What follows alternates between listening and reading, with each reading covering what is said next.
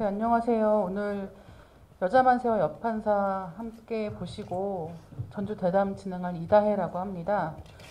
오늘 이 자리에는 여자만세 연출하신 신소원 감독님, 그리고 오늘 전주 대담 함께 하실 부지영 감독님과 윤가은 감독님 함께 계십니다. 네, 인사 부탁드리겠습니다. 네, 안녕하세요. 여자만세를 연출한 신소원 감독입니다. 반갑습니다. 네, 안녕하세요. 부지영입니다. 네, 안녕하세요. 윤가은입니다. 네, 그리고 오늘 상영에 그 여자만세 PD님하고 여자만세 출연하신 드러머님이 오셔서 영화 함께 보셨다고 들었거든요. 혹시 어디 계신지 잠깐 자리에서 일어나서 인사해 주시겠어요?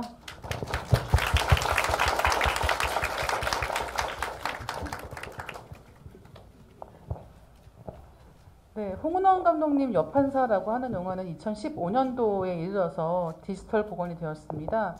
여자만세를 찍던 당시만 해도 이제 볼 수 없던 상황이었단 말이에요. 신수원 감독님께서는 여판사를 뒤늦게 보시고 어떠셨는지가 제일 궁금했습니다.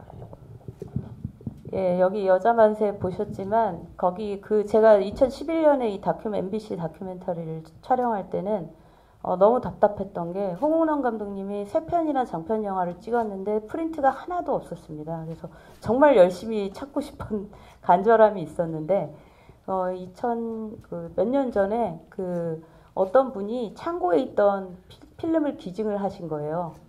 그래서 그 영상자료원에 기증을 해서 영상자료원에서 복원을 해서 이렇게 만들었는데 제가 극장에서 본 거는 오늘 처음이고 사실 이제는 유튜브로 봤었는데 보면서 제일 좋았던 것은 물론 잘린 장면들이 많습니다. 3분의 1이 없다고 들었어요. 현재도. 예. 그래서 굉장히 툭툭 튀는데 제일 좋았던 건 굉장히 세련된 미장센이었습니다. 그리고 특히 와이드 앵글을 쓰는 이 방식이라든지 인물들의 동선이라든지 대화 장면이라든지 이런 게 이분이 이 첫 장편을 이렇게 찍으시면은 이분에게 뭔가 투자라든지 이런 게 이루어졌으면은 제가 사실 김기현 감독님이나 이만희 감독님이 되게 좋아하는데 그분들 못지않게 우리도 여자 거장 감독들을 60년대에 갖지 않았을까 약간 이런 생각이 들 정도로 뭔가 그런 부분들이고 특히 인물을 다루는 방식이 그게 새로웠습니다. 권선징악이 아닌 거. 그러니까 물론 엔딩은 굉장히 타협을 한 것 같습니다. 실제 어쨌든 사건하고는 조금 다르게. 근데 권선징악이 없고 되게 악인도 없고 뭔가 그 인물의 안에 들어가는 방식이 그 당시에 어떤 다른 영화들에 비해서 되게 섬세하고 이 사람이 좀 나쁘다가도 나중에 보면은 또 다른 모습을 보이고 이런 부분들이 굉장히 시나리오에서는 느끼지 못한 어떤 연출의 힘으로 봤을 때 굉장히 뭔가 뭉클함 이런 것들이 있었습니다. 네. 부지영 감독님과 윤가은 감독님께도 똑같은 질문을 드리고 싶어요. 이 영화 보시고 어떤 느낌이셨는지 부지영 감독님께 먼저 여쭤보겠습니다. 저도 이제 앞에 신소원 감독님 의견에 다 동의하고요. 예, 진짜 기대를 사실 안 하고 봤는데 너무 재밌어가지고 이게 미스테리 장르를 또 이렇게 같이 그걸 이제 서사에 푸는데 그게 너무 세련됐더라고요. 그리고 한 사람 한 사람이 이 결말까지 가기 전에는 다 범인일 수 있었잖아.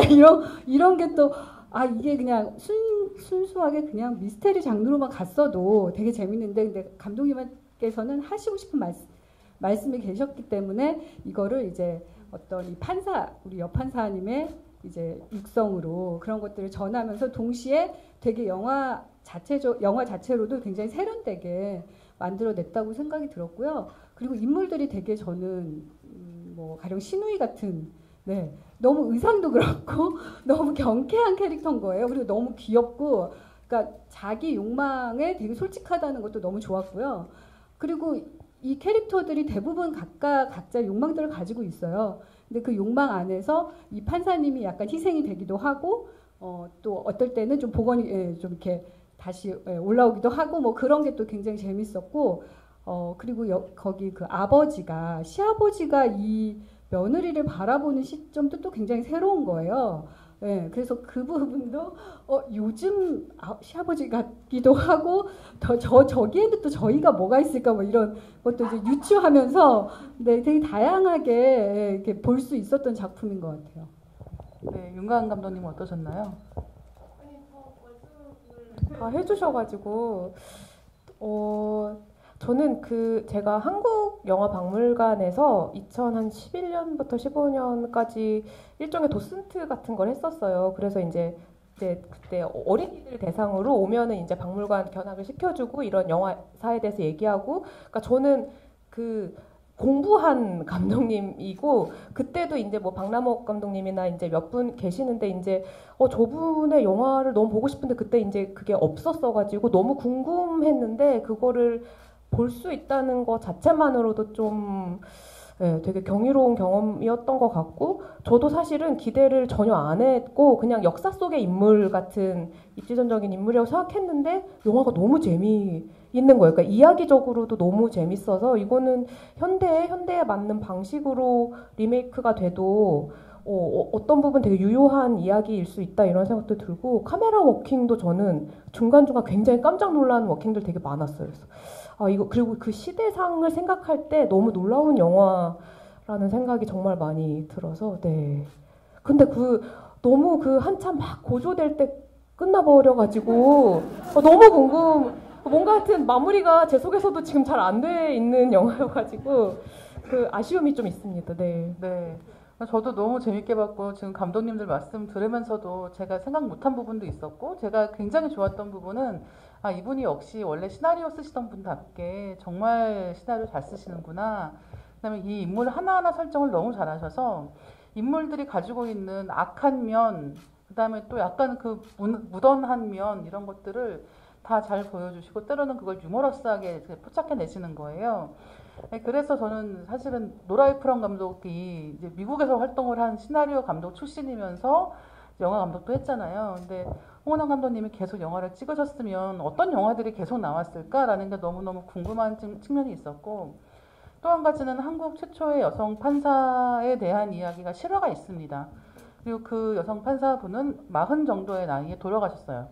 근데 그 당시에 그 사망 원인을 두고 남편이 용의자로 해서 이제 재판을 받은 적이 있고 무죄로 결론이 났습니다. 근데 그게 약간은 이제 미심쩍은 부분이 있어서 지금도 이제 종종 그런 이제 뭐 역사 속 그날 이런 식으로 기사화가 되는 것 같더라고요. 근데 저는 이 영화를 보면서 홍은호 감독이 무슨 얘기를 하고 싶었을까? 그러니까 실제 역사에서 그렇게 안 좋게 실제 있었던 사건을 영화화하는 과정에서 그러면 그런 소문이라든가 사람들이 말하기 좋아하는 부분들을 부풀려서 하는 게 아니라 이 여자 판사가 계속해서 일을 할 수 있었다면 어떤 일을 할 수 있었을까 같은 것을 약간 슈퍼히어로 영화 보는 것처럼 만드셨다는 생각이 드는 거예요. 그래서 그런 점이, 그러니까 영화를 보면서 계속 이 감독님이 이 영화를 통해서 무슨 말씀을 하려고 하셨을까 이런 생각을 계속 하면서 보니까 영화가 좀 더 재밌었던 것 같다는 생각을 하고 있습니다. 신수원 감독님께 여판사라는 영화가 갖는 의미를 또 여쭤보고 싶은데요. 이정원 배우가 출연한 신작 오마주가 잇따른 흥행 실패로 슬럼프에 빠진 중년의 영화 감독이 홍은환 감독이 여판사 필름을 보고 나면서 경험하는 일을 다루고 있단 말이에요. 그래서 누가 봐도 이것은 굉장히 자전적인 이야기일 것 같고, 특히나 이 여판사라는 영화랑 연결되어 있기 때문에 굉장히 많은 생각을 하셨을 수밖에 없겠다는 생각이 드는 거예요. 제가 사실 이 여자 만세를 2011년에 레인보우를 찍고 나서 만들었을 때 뭔가 자극이 됐던 게, 레인보우를 만들고 나는 두 번째 영화를 만들 수 있을까? 이런 고민을 할 때 이 다큐 제안이 들어왔고, 이거를 하면서 사실 홍은원 감독님의 사라진 필름, 세 번째, 그리고 따님도 만나고 어떤 문서들을 봤을 때 세 번째 이후 영화를 찍지 못했다.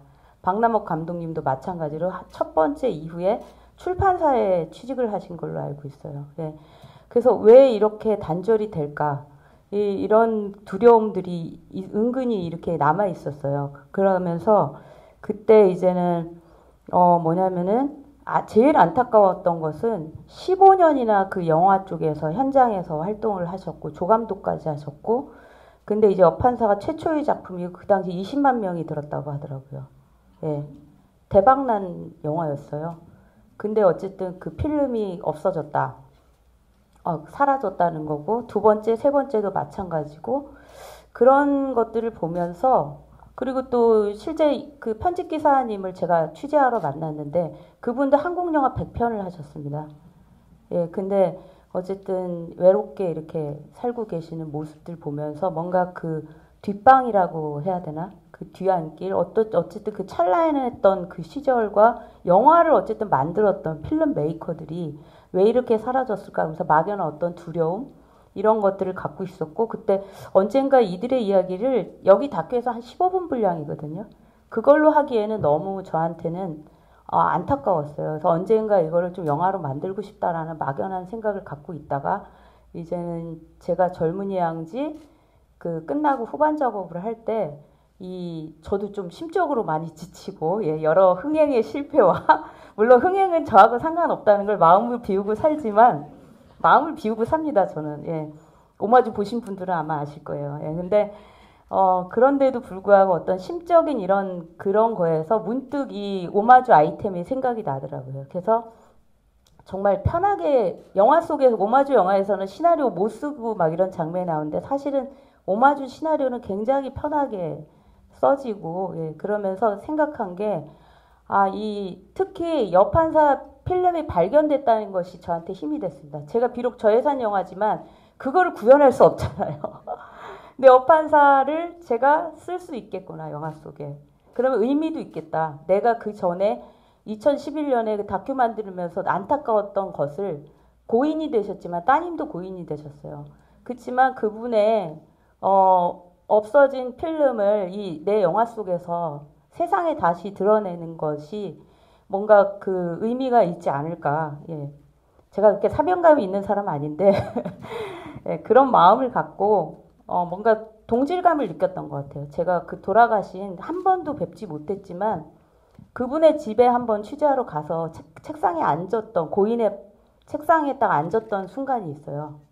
물론 영화에서처럼 그런 원고는 없습니다. 근데 그때 뭐냐면 이게 하나의 내가 이 60년도에 활동했던 여성 감독의 방에 내가 책상에 앉아있네. 그 순간을 제가 잊을 수가 없습니다. 그것 자체가 저한테 한편의 영화 같은 그 안으로 들어가는 그런 것들이 어쨌든 오마주를 만들게 된 계기였던 것 같습니다. 네, 오마주 아직 안 보신 분들은 꼭 보셔야 완성된다. 네, 여러분의 영화적 경험이 완성되기 위해서는 오마주까지 꼭 보셔야 된다는 말씀을 드리고 싶고요.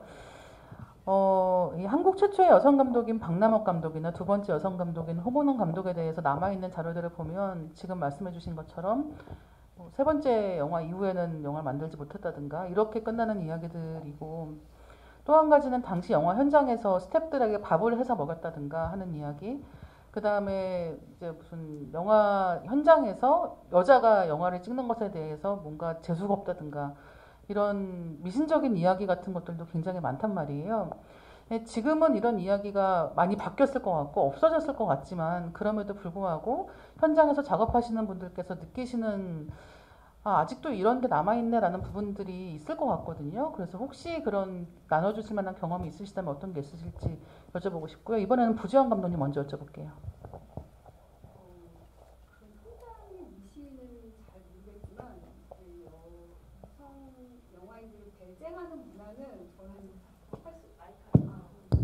그 여성 영화인들을 어떤 식으로든 배제하는 문화는 있다고 생각해요. 그러니까 뭐 이렇게 인용할 만큼 어떤 명제로 있지는 않지만, 왜냐하면 저희가 산업 안에서 여자 감독들의 작품들 굉장히 드물게 발견하잖아요. 그러니까 그것만 봐도 사실 다 하고 있는데, 다 영화 공부를 하고 있고 영화를 준비하고 있는데 우리가 볼 수 있는 영화들은 되게 한정돼 있고, 네, 그것만 봐도 뭔가 암묵적으로 배제당하고 있다는 생각을 하거든요. 뭐 최근에 뭐 독립영화 진영에서 되게 여자 감독들이 많이 이렇게 그 주목을 받았고 또 되게 굉장히 좋은 작품을 만들고 그렇긴 했지만 산업 안에서는 여전히 안 보이는 게 사실이고, 그래서 저는 그게 우리가 알지 못하는 어떤 미신 같은 게 그 안에 있지 않나라고 의심하는 거죠. 네, 뭐 있는지는 잘 모르겠지만. 네. 예, 윤가은 감독님은 어떠신가요? 또 이렇게 뭔가 그렇게 뭐 영화 현장에 여자가 있으면 뭐 그런 식으로 예전처럼 그런 얘기는 최근에는 뭐 당연히 들어본 적은 없는데 그 부장님들 말씀하신 것처럼 어떤 모르겠는 암묵적인 어떤 편견이랄까? 근데 그게 되게 아직도 있는 것 같이 느껴질 때는 있어. 예를 들면 뭐 여자 이런 거죠. 뭐 그러니까 이거는 제가 이제 혼자 현장에 있을 때 내가 좀 여기서 소리를 좀 높이면 여자 감독이라서 뭐 더 신경질을 낸다고 생각할까? 어디선가 그런 얘기를 들었는데 뭐 이런 식의 고민을 하는 것 자체가 이제 그런 여러 가지 이야기들을 들었으니까 이제 그런 면에서 저는 그냥 개인이지만 마치 여성 감독을 대표하는 것 같은 느낌을 받을 때 혹시 이런 것도 뭔가 연관해서 이제 그런 생각을 여전히 갖고 있는 부분이 있어서 어떤 선례들 막 딱 생각나는 건 없지만 아직도 뭔가 그 속에서 나는 전투를 치르고 있구나 이런 생각할 때가 좀 있는 것 같아요. 네. 신수홍 감독님 어떠신가요? 저도 두 분의 이야기에 공감을 하고, 그러니까 어느 순간이래 어떤 자리에서 내가 유령인가? 예, 오마주의 유령인간입니다. 거기 나오는 영화가 계속 오마주를 팔아서 죄송하지만, 참고로 5월 26일 개봉입니다. 뭔가 내가 어떤 자리에 있을 때, 물론 여자 감독이 적었습니다. 되게 적었고 지금은 많아졌지만 뭔가 내가 유령 취급을 받는다? 이렇게 암묵적인 이런 것들을 느낀 적이 많았고, 또 한 가지는 내가 뭔가를 할 수 있다는 것을 남자들보다 나는 몇 배를 더 들여서 노력해야 그걸 봐주는구나. 약간 그런 걸 제가 영화를 시작한 지 사실 이제 레인보우가 첫 작품이니까 12년이 됐는데 그거를 굉장히 많이 느꼈던 것 같아요. 계속 증명을 하는 것들이 힘들고 해서 방금 윤가은 감독님이 전투라고 표현을 하셨는데 저는 그래서 홍 감독님이나 박남욱 감독님 또 다른 그 여성 감독님들은 칼 없이 정말 전쟁터에 서 있는 그런 느낌을 받았었습니다. 네, 이 박남욱 감독님과 홍은홍 감독님 영화 제목들을 보면 여판사, 호러머니, 미망인 이런 감독님 그런 제목들입니다. 제목부터 정말 작정하고 여자들 이야기를 하려고 하셨구나 라는 생각이 들고, 그게 특히나 여성 감독이기 때문에 가질 수 있는 그 관점의 이야기일 수밖에 없겠다라는 생각도 드는 거예요.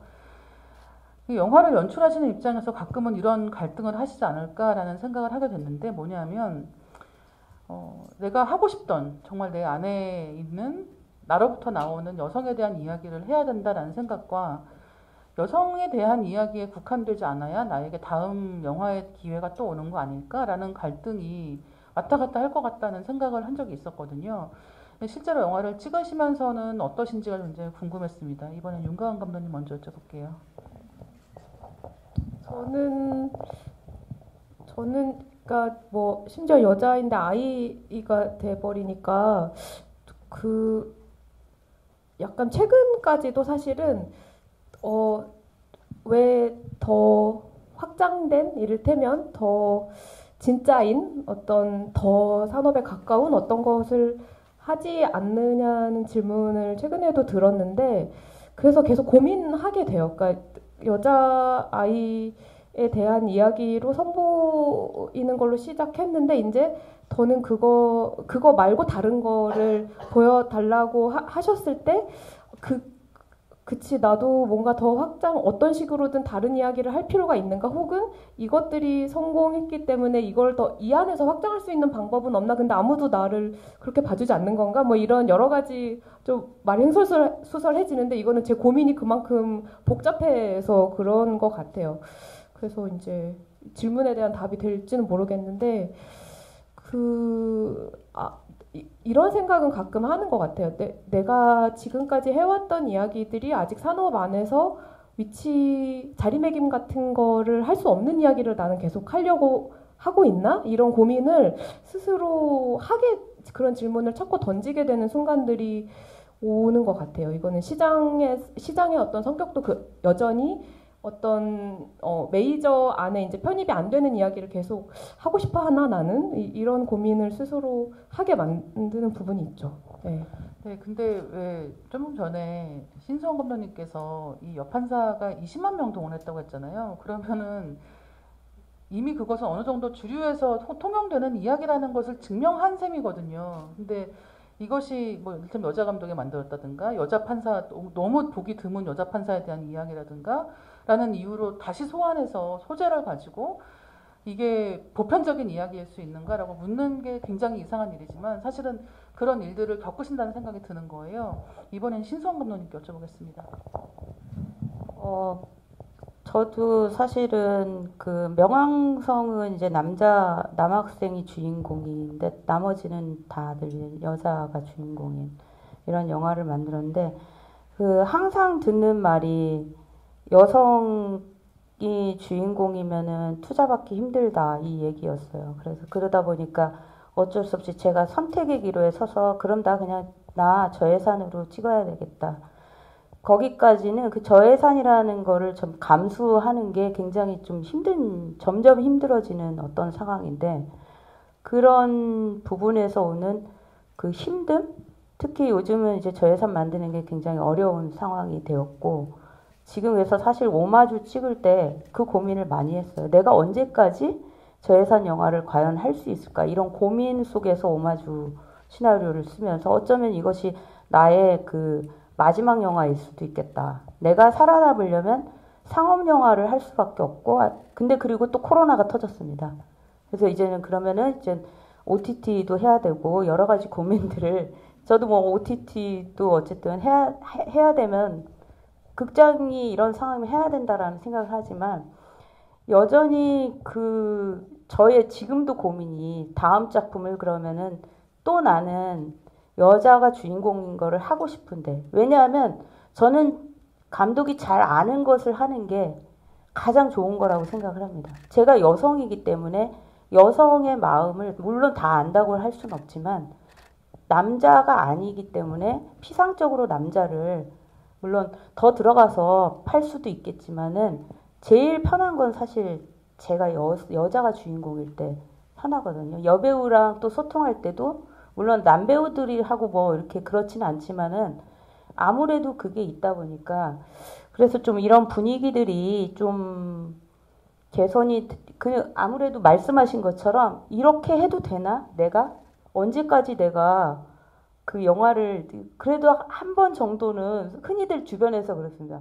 대박 한 번 쳐야지 신감독 그래야지 계속 살아남지 뭐 이런 얘기 걱정을 하시는 분들이 있는데 불과 몇 년 전에도 여자가 주인공인 거를 썼는데 그 소리를 똑같이 들었습니다.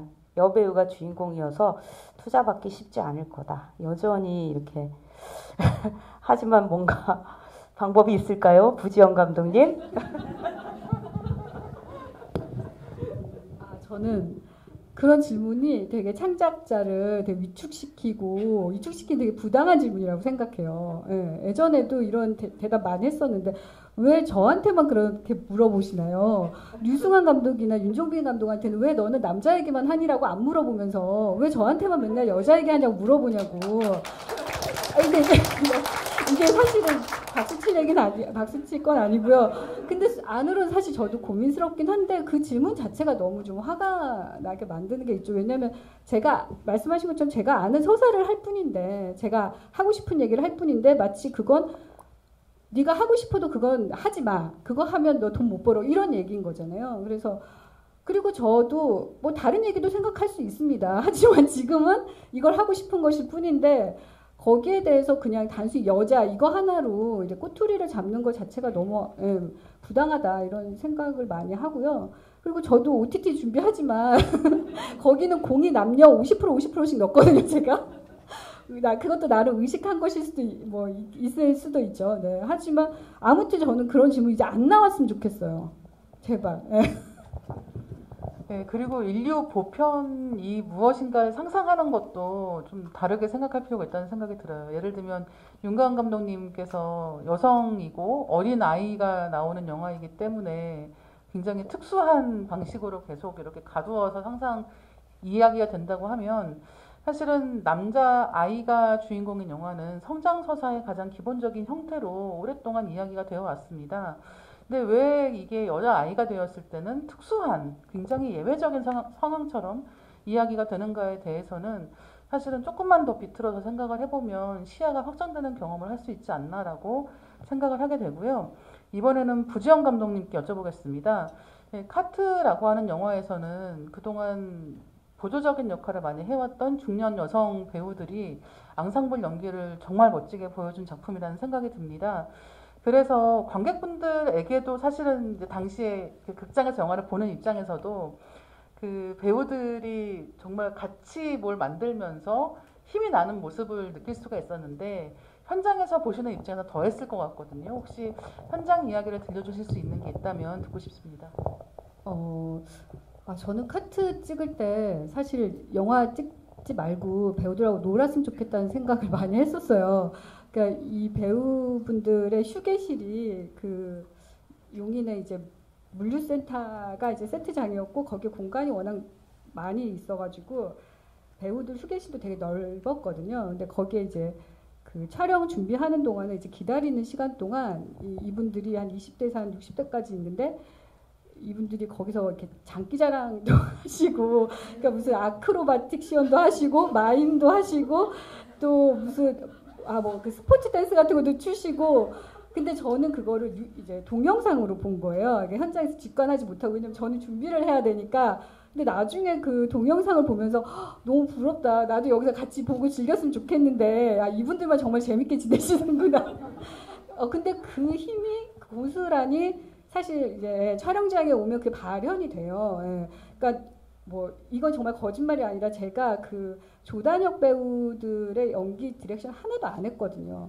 워낙에 주연 배우들이 좀 많았기 때문에 7, 8분이 돼서 그분들 신경 쓰느라고 되게 바빠서 그분들 이제 뒤에 이제 도와주시는 이제 서포트 해주시는 배우분들 서포트라고 하면 좀 그런데 아무튼 이제 조연이 서포트니까요. 근데 그러니까 그분들은 전혀 하나하나 배우고 신경을 쓰지 못했는데 그냥 그분들이 알아서 다 정하시고 그냥 그분들이 알아서 이렇게 되게 어울리시더라고요. 그 상황에. 그래서 이거는 이렇게 많은 배우들을 모아놨을 때 되게 걱정이 많았는데 그거를 이 휴게실에서 이분들의 그 유대로 그대로 와서 이게 발현이 되는구나 하는 부분이 전 되게 놀라웠고 또 재밌는 거는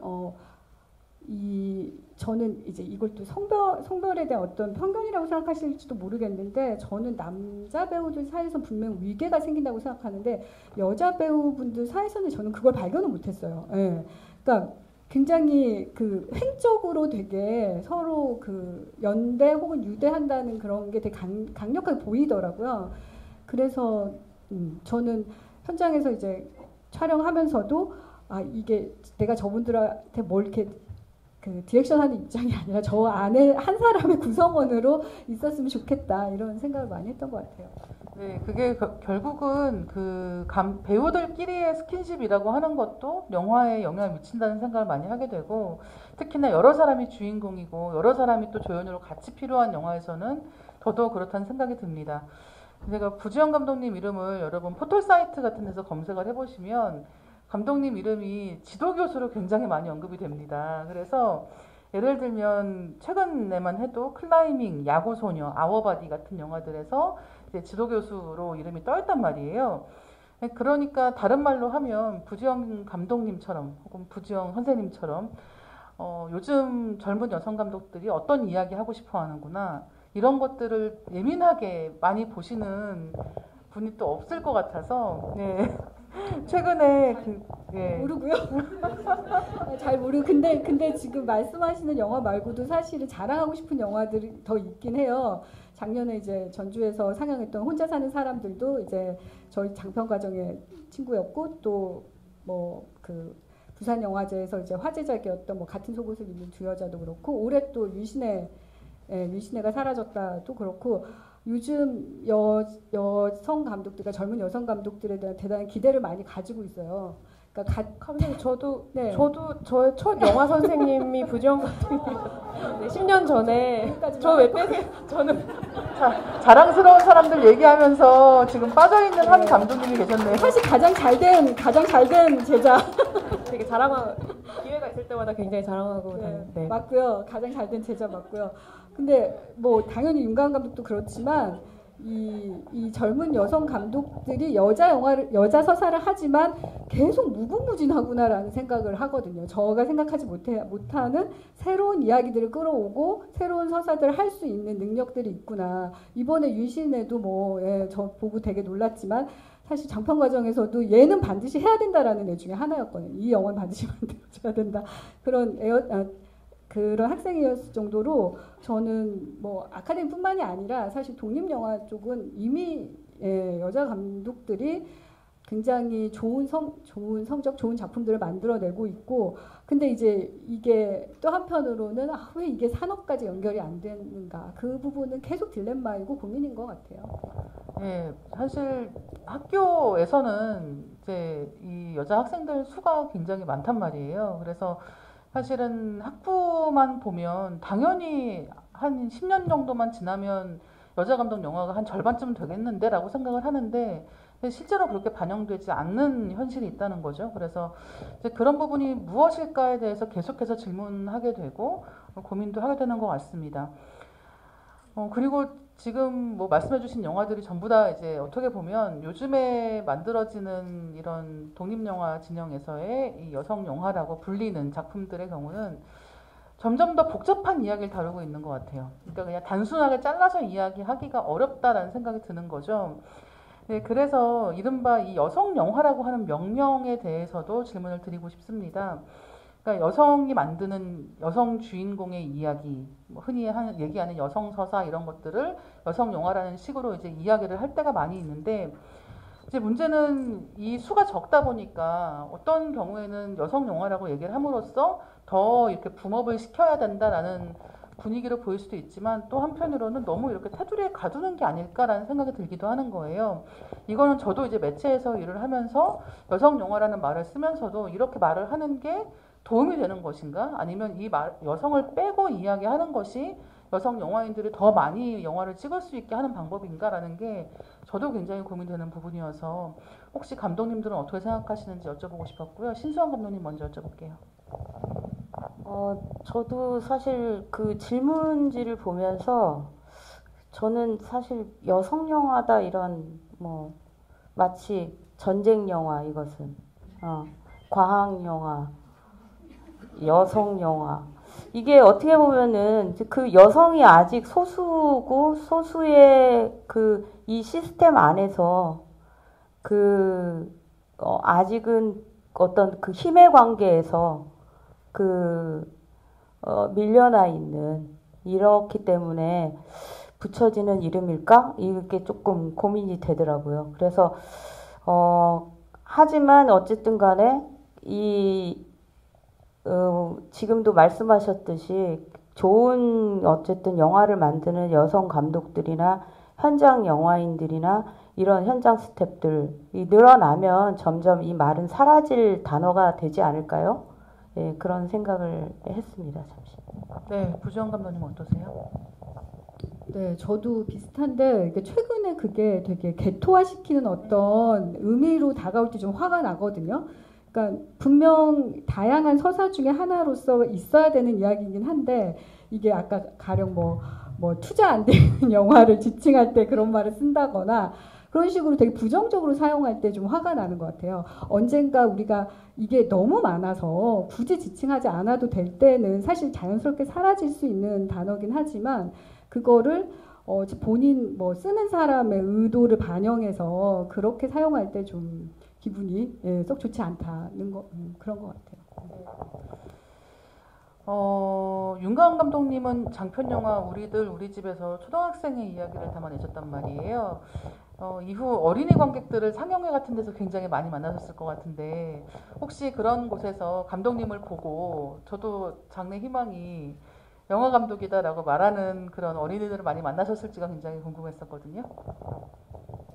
그 의외로 놀랐던 거는 저는 제가 중학생 때 영화 감독이 되겠다 결심해서 이제 중고등학생 때는 내내 그렇게 천명하고 다녔어. 누가 뭐 시켜주는 것도 아닌데 난 영화 감독이 될 거야 이렇게 이야기를 하고 다녔는데 그때 전교에 그런 친구가 거의 없었거든요. 근데 요즘은 이제 초등학교에 가면은 그 특히 여자 친구들이 와서 감독하고 싶다고 얘기하고 뭐 혹은 뭐 그 유튜브 크리에이터나 이런 식의 이제 혹은 작가라던가 이런 거를 적극적으로 하고 싶어 하는 친구들이 있고 그런 친구들의 질문이 너무나 구체적이고 명확해서 좀 굉장히 놀랐고 그리고 많아서 수적으로 많아서 네, 그래서 이제 지금 사실은 지금 제가 속한 산업을 보더라도 아직 수적으로는 굉장히 조금인데 이 친구들은 이렇게 일찍부터 꿈나무로 자라다 보면 좀 달라지는 세상이 올까 이런 생각이 들고 또 한편으로는 이게 여성 영화인이 수적으로 많아지는 것 이상으로 이를테면 그렇게 우리가 지금은 여성 서사라고 명명할 수밖에 없는 여자가 주인공인 여성들의 삶을 좀 전면적으로 다룬 이야기가 시장 안에서도 주류 이야기가 더 되고 더 많은 투자가 이루어지고 그것들이 굉장히 다양한 방식으로 영화적으로 뭐 보여질 때 그러면은 정말 이런 앞에 여성이 붙는 게 없어지는 시기가 올 수도 있겠다 이런 생각을 가끔 하는 것 같아요. 특히 어린 친구들 보면. 네. 이게 저도 이제 일을 시작한 지가 한 20년 됐거든요. 그러니까 일을 하다 보면 제가 내가 옛날에 시작했을 때는 이런 게 어려웠는데 요즘에는 안 그런 것 같다. 이제 조금만 더 지나면은 완전히 바뀔 것 같아라는 생각을 하게 되는데, 그러니까 제가 입사를 할 때만 해도 여자 기자랑 남자 기자가 5대5로 들어갔던 첫 번째 기수였어요. 근데 그 이후로 그게 그렇게 크게 달라지지 않는 거예요. 생각과 다르게. 그리고 벌써 이제 20년이 지난 상황이 됐죠. 이게 저는 감독님들께서 이제 영화를 찍으시면서 이 학생들 영화를 보면서 이런 재능을 가진 학생들이 나오는구나. 이제 이렇게 많은 좋은 재능을 가진 사람들이 있구나라는 생각을 하고 그들이 이제 상업 영화로 진출을 할 때 혹은 그게 꼭 독립 영화보다 더 좋은 게 상업 영화라는 뜻에서가 아니라 그 각각의 이야기가 할 수 있는 이야기의 규모라는 게 예산의 규모랑 반영이 되기 때문에 이 친구는 상업 영화로 갔을 때 훨씬 더 할 얘기가 많을 거야라고 생각한 그런 젊은 감독들이 그 다음 기회를 잡지 못하는 것을 보시는 경우들이 있을 것 같습니다. 그래서 이 차이가 어떤 데서 온다고 생각하시는지, 상업 영화로 이제 갔을 때는 왜 이렇게 성비가 바뀌고 혹은 여성 감독들의 경우에는 기회를 잡기가 어렵다고 생각하시는지에 대해서 여쭤보고 싶었고요. 이거는 구지영 감독님께 먼저 여쭤볼게요. 네. 한국 학생들의 데모, 구지영 감독님께. 아니, 제가 산업 안에 있어 이런 말을 하면 뭔가 영향력이 있는데, 근데 예전에 아까 미신 얘기를 할 때 이제 그 질문이 지나가고 나서 생각이 잠깐 났는데, 저는 아닙니다만 산업 안에 있는 여자 감독이 그런 얘기를 하더라고. 뭐라고 했냐면 그 투자사 안에서는 여성 감독의 영화에 60억 이상을 투자하지 않는다는 게 불문율이다. 그러니까 그게 이제 딱 임술래 감독님이 가장 이제 대표적으로 그 이상을 받는 감독님이신 거예요. 그 이후로는 진짜 한 분도 안 계시거든요. 정말 어이가 없죠. 말을 해놓고도. 근데 이제 그게 그런 불문율이 있는데 이제 그걸 깨신 게 이제 임술래 감독님이신 건데 도대체 그 이유가 뭘까? 근데 물론 뭐 따져보자면 우리 안에 막 자기 반성하고 막 따져보자면 일단 뭐 장르성이라는 것도 생각이 들 거고 또 연함의 어떤 비율도 생각이 날 거고 뭐 말하자면 이런 것들이 저런 것들이 막 생각이 될 것 같긴 해요. 근데 저는 거기에 이제 맞춰야 되는가라는 거 이제 자꾸 문제 제기를 하고 싶은 건데 일단 저는 근데 약간 좀 아까 이제 윤가은 감독의 연장으로 얘기해 보자면 저는 좀 희망적으로 보는 거는 물론 지금 영화라는 게 이제 코로나 이후에 되게 이제 되게 영토 자체가 되게 좁아졌잖아요. 근데 그거가 다른 쪽에서 저는 뭐 사실 유튜브도 그렇고 웹드라마도 그렇고 뭐 OTT도 그렇고 저는 좀 더 넓게 여자 창작자들 좀 넓게 봐야 된다고 생각하거든요. 굳이 이제 감독이라고 꼭 영화 했던 사람들만 얘기하는 게 아니라 그런 창작자들을 본다면 사실은 우리가 이렇게 산업 안에 없어요라고 말하면 안 되는 거예요. 예, 산업 안에 있거든요. 예, 그러니까 우리도 조금 더 나가서 아까 뭐 신성 감독도 OTT 할 거요라고 말하지만 저희도 다양하게 해야 되는 거예요. 또 이제 다양한 플랫폼에서 이야기할 수 있어야 되고 그래서 오히려 이제 그런 서사에 대한 공격을 받았을 때 공격적으로 똑같이 공격적으로 저도 할 거고요. 장르할 거고요. 네, 뭐 거기 안에서 여자 얘기도 충분히 할 수 있으니까. 네, 그렇게 또 뭐 영화만 고집할 것도 아니고, 네, 영화도 영화 나름의 되게 좋은 장점이고 언어지만 사실 뭐 드라마 너무 좋잖아요. OTT 드라마 너무 좋고 또 웹드라마 되게 재밌고 그러니까 그런 쪽에서 이제 자기 능력을 발휘하는 그 여성 창작자들을 좀 많이 우리가 알아야 된다라고 생각해요. 예, 그들 많이 인정해 당연히 이제 그들한테 응원을 해줘야 되고. 예. 예, 그리고 지금 말씀하신 것처럼 사실 한국에서 엄청난 고연봉의 여성 창작자 군이 있죠. 이게 이제 드라마 작가님들이 가장 대표적으로 그렇습니다. 한국에서 원고료로 따지면 아마 가장 성별 불문하고 가장 많은 돈을 받으시는 분들이기 때문에 지금 말씀해 주신 것처럼 여성 창작자들이 여성 감독에게 국한되어 있는 게 아니고 또 한 가지는 이 창작자들이 서로 결국은 함께 이 파일을 키워갈 수 있는 게 아닐까, 판을 키워갈 수 있는 게 아닐까라는 생각도 하게 돼요. 저는 지금 말씀해 주신 걸 듣다가 또 한 가지 생각이 난 게 그 여자 만세를 보면 그 여판사의 편집 감독님 만나서 인터뷰한 장면이 나옵니다. 근데 저는 그때 순간 저도 또 쓸데없이 깜짝 놀랐는데 여성 편집 기사님이신 거예요. 그래서 아니 편집실이야말로 여자가 들어가면 안 되는 곳이라고 항상 얘기하던 그곳 아닌가라는 생각이 들면서 근데 심지어는 지금 말씀해 주신 것처럼 100편 넘게 작업을 하셨다고 이제 말씀을 해주시니까 이 최초의 여성 감독님들이 있었던 현장에는 그다음에 만들었던 영화에는 감독 한 명만 여자였을 리가 없는 게 너무 당연한 일이었는데 라는 생각이 드는 거예요. 지금 부지영 감독님께서 그렇게 다양한 분야의 여성 창작자들에 대해서 말씀해 주신 것처럼 영화 현장에도 감독만 있는 게 아니라 굉장히 다양한 이제 스태프들이 여성들이 함께 일을 하고 있을 텐데 그래서 장기적으로는 굉장히 중요한 게 이 현장의 여성 인력들이 많아져야 되는 게 굉장히 중요하지 않을까 이게 정말 많이 생각하게 되더라고요. 그래서 이런 이야기에 대해서 신성 감독님께서 먼저 말씀해 주신다면 어떤 게 있을까요?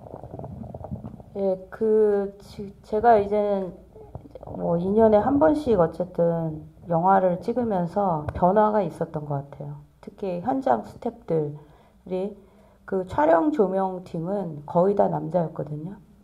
그리고 의상이나 미술은 거의 여자고 연출부는 이제 합쳐져 있죠. 남녀 이렇게 합쳐져 있고 제작부도 남녀 이렇게 합쳐져 있고 피디님은 여자분들도 되게 많으시잖아요. 그리고 남자분도 있고 근데 촬영 조명팀에서 여성 스태프들이 늘어나기 시작한 게 큰 변화였던 것 같아요. 저도 사실은 촬영 조명을 거의 같은 스태프들하고 계속 일을 해왔는데 촬영 같은 젊은이 양지 때는 퍼스트 촬영이 여자분이었어요. 그래서 좋았던 게 노출 장면이 있을 때 남자 스태프들 다 보냈어요. 그리고 퍼스트가 카메라를 잡는 굉장히 편하더라고요. 그러니까 여성들만 있는 상태에서 촬영을 하니까 그런 노출 장면 같은 것들을 커버해 줄 수 있는 뭔가 든든해지는 거죠. 그 사람들 입장에서 마음이 편해지는 그런 게 있었고 그 다음에 조명팀은 항상 남자들만 있었는데 제가 이제는 그 물비늘 드라마 찍을 때부터 퍼스트 분이 조명 감독을 했는데 여성 스텝이 들어오는데 일을 너무 잘하더라고요. 그래서 야 멋있다 맨날 이러면서 이랬는데 그 남자들의 어떤 영역 속에 그 영역이라고 했던 촬영 조명에도 뭔가 좀 변화들이 조금 생기고 있다고 저는 보고 예전엔 그랬거든요. 힘없으면 안 돼. 근데 사실 그 무거운 거는 이제 어떤 좋은 현장은 물론 저희는 저예산 현장이라 우리가 다 들고 이고지고 해야 되지만 그 큰 현장에서는 사실 그 일꾼들 쓰기도 하고 뭐 그런다 그러더라고요. 사실 무거운 걸 드는 게 능력은 아니잖아요. 그렇죠? 그래서 그런 영역들이 조금씩 저는 계속 좀 무너지면서 서로 소통하는 그리고 남자 스텝이 사실 저희 의상팀이 남자분이었어요. 의상팀장이. 너무 잘하세요. 네. 너무 잘하시고 일도 잘하지만 되게 나이스하고 제가 사실은 여성 같은 남자분들을 되게 좋아하는데 예, 어쨌든 그래서 이런 어떤 성적인 어떤 성의 경계, 젠더의 경계들이 저는 이 스텝 현장 안에서도 허물어지는 것이 좋다고 생각합니다. 왜냐하면 최근에 제 자식이 그런 말을 하더라고요. 네. 엄마, 나는 어떤 곳이든 일터든 여자가 전부이거나 남자가 전부인 거 안 좋은 것 같아. 서로 5대5가 가장 좋은 사회야. 이렇게 얘기를 하더라고요. 그래야지 뭔가 편향되지 않고 편견이 없는 이런 일의 현장 분위기가 만들어질 것 같다. 그 얘기를 해서 제가 깜짝 놀랐어요. 너가 뭘 알길래 이런 말을 하니? 이랬는데 저는 그렇게 생각합니다. 네, 실제로 이제 촬영 조명이 정말 말씀하신 것처럼 가장 이제 여자들이 들어가기가 어려운 분야인 것 같아요. 근데 저도 이제 최근에 그래서 엄혜정 촬영 감독님 만나서 이제 이야기를 하다가 이런 얘기가 나왔어요. 이제 촬영 문제 때문에 그렇다고들 얘기를 많이 하는데 어떻게 생각하시냐라고 했더니 엄혜정 촬영 감독님께서 나보다 체력이 안 좋은 사람들도 남자들 잘 하고 있고, 예, 엄혜정 감독님이 키가 크시단 말이에요. 그리고 일단 자기도 물론 계속 운동을 하면서 현장에서 오랫동안 잘 버틸 수 있도록 노력하는 건 너무너무 사실이지만 우리들이 알고 있는 아카데미 시상식에서 촬영상 받는 감독들 한번 검색해 보라고. 다 이제 만년의 나이가 됐다는 거예요. 머리가 희끗희끗하다는 거예요. 그러면 체력만 가지고 만약에 우리가 이 사람의 능력을 판단한다고 했을 때 과연 그들이 그렇게 성숙한 시야로 이 영화를 담아낼 수 있다고 판단할 수 있겠는가. 결국은 촬영 감독 역시도 계속 판단하는 사람이고 생각하는 사람이고 창작하는 사람이기 때문에 그것이 비단 이 체력만 가지고 이야기할 수가 없음에도 불구하고 이제 여성들이 거기에 진입하기가 어렵다는 이야기를 할 때에는 체력에 대한 이야기들이 너무 많이 나왔던 게 아닌가라는 이야기를 하는 걸 듣고 예, 정말 그렇게까지 문제가 아니었던 거예요. 너무나 많은 것들이. 그런 사실을 뒤늦게 알게 됩니다. 오늘 너무 이야기가 재밌어서 사실은 시간을 더 쓰고 싶지만 저희가 준비한 시간이 슬슬 이제 마무리 끝나가고 있습니다. 그래서 이제 저희 슬슬 마무리 질문을 드릴까 하는데요. 여자만세 도입부에서 신소원 감독님이 이런 질문을 던지셨습니다. 내게 꿈을 꾸게 해주었던 카메라가 다른 여자들에겐 어떤 의미를 가질까? 이 질문을 구지영 감독님과 윤가은 감독님께 여쭤본다면 어떤 답을 들려주시겠어요? 구지영 감독님 먼저.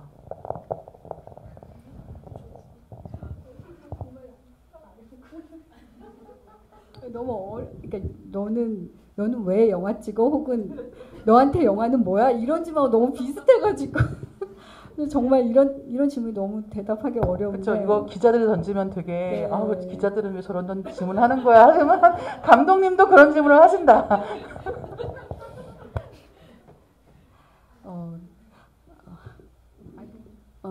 만약에 영화를 안 찍게 됐으면, 영화를 안 하게 됐으면, 그러니까 일종의 이제 카메라가 영화라고 그냥 등치를 하면 굉장히 속이 탔을 것 같아요. 그러니까 화가 많이 났을 것 같아요. 그러니까 무언가를 말하고 싶은데 제가 뭐 글을 잘 쓰는 것도 아니고 뭐 그렇게 노래를 잘하는 것도 아니고 그러니까 뭔가 사실 똑부러진 재능이 있지는 않거든요. 근데 영화는 나한테 그게 그러니까 카메라는 저한테 그게 돼줬던 것 같아요. 그러니까 어떤 나의 말을 속 시원하게 뭔가 하는 어떤 무기이자 수단이 돼준 것 같아요. 그게 있었어서 할 말을 할 수 있지 않았을까? 네, 그런 생각이 드네요. 네. 네, 윤가은 감독님. 왜 영화를 하는가?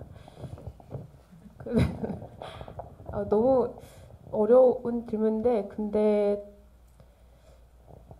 최근에 그냥 다른 친구들이랑 얘기하다가 영화가 사라지지 않으면 좋겠다. 영화가 자꾸 사라질 거라고 다들 얘기하고 저도 막 여기까지 벼랑에 서 있는 심정이 될 때가 되게 많은데, 근데 그게 생각해 보면은 영화라는 매체 자체가 아주 가격하게 말하면 좀 극단적이고 일방적인 도구인 거예요. 그러니까 뭐냐면 이런 공간에 이런 공간에 사람들을 헛무더기로 가둬놓고 이것만 봐 이런 거잖아요. 네, 근데 이런 게 진짜 없고 그래서 내 얘기를 보호하는 사태가 감사합니다. 네. 근데 이런 경험 그리고 이제 누군가의 목소리를 온전히 경험하고 이제 그게 이제 한 사람이 만드는 게 또 아니잖아요. 굉장히 많은 사람들이 모여서 어떤 세계를 구현하고 한 목소리를 내고 그거를 정해진 시간 동안 모두가 다 같이 그것을 보고 듣고 느끼고 꼭 나오면 또 이거에 대해서 할 말을 다 각자의 할 말들 할 수 있고 이런 매체가 사실은 진짜 많지 않은 것 같고 그런 경험을 했을 때 제가 관객으로서 너무 좋았어서 저는 이거를 또 그러면 나도 어떤 목소리를 내서 누군가랑 이런 식으로 소통할 수 있나 이런 생각을 저는 하면서 영화를 시작했던 것 같은데 그거를 최근에 많이 까먹고 있다가 최근에 이제 친구들이랑 그런 얘기를 하면서 영화 진짜 사라지지 않으면 좋겠다. 이거 굉장히 독특한 방식의 대화 방식인데 이런 생각이 들어요. 그래서 이제 근데 이제 그런 차원에서 사실은 카메라를 굉장히 많은 분들이 들 수 있게 된 거는 뭐 유튜브라던가 여러 가지 매체로 또 자기 목소리를 낼 수 있는 거잖아요. 그거는 또 한편으로는 굉장히 좋은 일이라는 생각도 들고 하지만 영화는 계속됐으면 좋겠고 그게 또 횡설수설하고 있는데 네 그렇습니다. 네. 그러게요. 영화가 좋은 건 사실은 그거죠. 정말 어둠 속에 앉아서 스크린하고 나랑 둘이만 있는 것 같은 상황에서 이제 누군가가 들려주는 이야기를 일방적으로 들어야 되고 빨리 돌리기도 할 수 없고 이런 경험이 극장에서 영화를 보는 굉장히 특별한 점인 것 같아요. 그게 때로는 이 영화가 하는 이야기가 마음에 안 들 수도 있고 어떤 때는 정말 너무 폭 빠져서 볼 수도 있는데 그게 어떤 쪽이든 간에 결국은 영화를 보다 보면 그 안에서 발견하게 되는 게 자기 안에서 나오는 이야기들이라는 점도 굉장히 매력적입니다. 그래서 코로나 때문에 계속 영화의 위기 이런 이야기가 많이 이제 언론에도 보도가 되고 있고 관객분들께도 이제 그런 생각들 많이 들 것 같아요. 근데 그렇지 않다라는 생각을 이번 영화제를 통해서 다시 한번 하고 있습니다. 이 똑같은 질문을 마지막으로 신성 감독님께 드릴게요. 왜냐하면 이 영화가 이제 한 10년 됐기 때문에 영화를 다시 보니까 내가 그때 왜 이런 질문을 던졌을까? 그 다음에 이 질문을 감독님께 던진다고 하면 나는 뭐라고 답할까? 그때 답과 지금 답이 같은가 다른가 이런 것들이 굉장히 궁금했습니다. 이게 오늘 마지막 질문이에요. 오늘 정말 이 2011년에 만든 거를 이렇게 방송으로 봤던 걸 큰 화면으로 보면서 야, 10년 전에 나 젊었구나. 그래서 그런 말을 했구나, 내가. 그래서 지금 영화는 저에게 꿈이라기보다 현실입니다. 그래서 여러분, 그 영화 하시는 분들, 모든 분들 존버 하시기를 바랍니다. 존버. 꿈보다 존버가 중요합니다. 이게 아마 현장 영화인이 다음 세대 영화인을 위해서 할 수 있는 최고의 조언이 아닐까 생각합니다. 꿈보다 존버가 중요하다라는 굉장한 명언과 함께 오늘 행사를 마무리할까 합니다. 긴 시간 동안 함께해 주신 관객분들 감사드리고요. 세 분의 감독님들께도 감사 인사드리겠습니다. 감사합니다. 감사합니다.